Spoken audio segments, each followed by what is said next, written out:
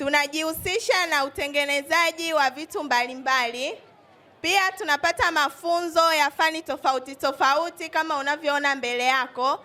Tuna madarasa ya useremala, mafundi umeme, ujasiriamali wa utengenezaji wa sabuni, batiki, vyakula vya kusindika na vyakula vya kawaida vya kukaanga.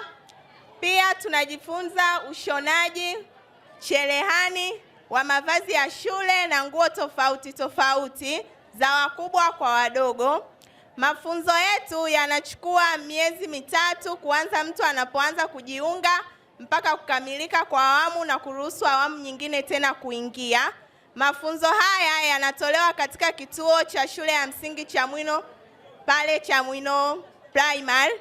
Ndio tunapokusanyika hapo, tunaunda vikundi mbalimbali, tunajifunza. Mafunzo haya yanatusaidia kujitegemea sisi kama sisi, yanatusaidia pia kubadilishana uzoefu kwa sababu tunakutana na watu wanaojua vitu tofauti. Tunakutana kama hivi ni watu kutoka sehemu mbalimbali, wengine wanakuja na hiki, wengine na hiki, tunazidi kujifunza zaidi. Pia inatusaidia kupata kitu cha kujiingizia kipato na kuacha kuwa vijana tegemezi wa familia au kutembea mtaani na kufanya vitu visivyo na manufaa katika jamii na taifa letu na kwa sisi wenyewe.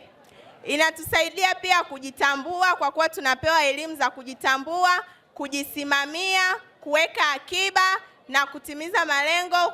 Tumekosa elimu ya darasani, isiwe kwamba ndio sababu ya kushindwa kuendelea kujisimamia au kukata tamaa na kusema kwamba tumefika mwisho. Walimu wetu wanatuambia hapana, bado tuna nafasi nyingine ya kutumia mikono yetu, akili zetu, tukatengeneza vitu mbalimbali na maisha yakaendelea. Mimi mpaka kidato cha pili. Kwa mfano ulikomea kidato cha pili, ipo programu ambayo zinaendeshwa na taasisi ya elimu ya watu wazima. Unaweza ukafanya mtihani wa kidato cha pili kama mwanafunzi wa kujitegemea, ukafaulu, ukafanya pia mtihani wa kidato cha ngapi? Cha 4. Huku mnafanya na shughuli zote za kujitegemea hizi chini ya IPOSA. Lakini pia ukamaliza kidato cha 4. Unajua sasa hivi kwenye mabadiliko yanayoendelea, tunafanya mageuzi makubwa ya elimu. Elimu ya lazima sasa hivi inakuwa kidato cha ngapi? Cha 4. Kwa hiyo mnayo fursa pia ya kupata elimu ya sekondari kidato cha 4 pale pale kwenye kituo cha IPOSA.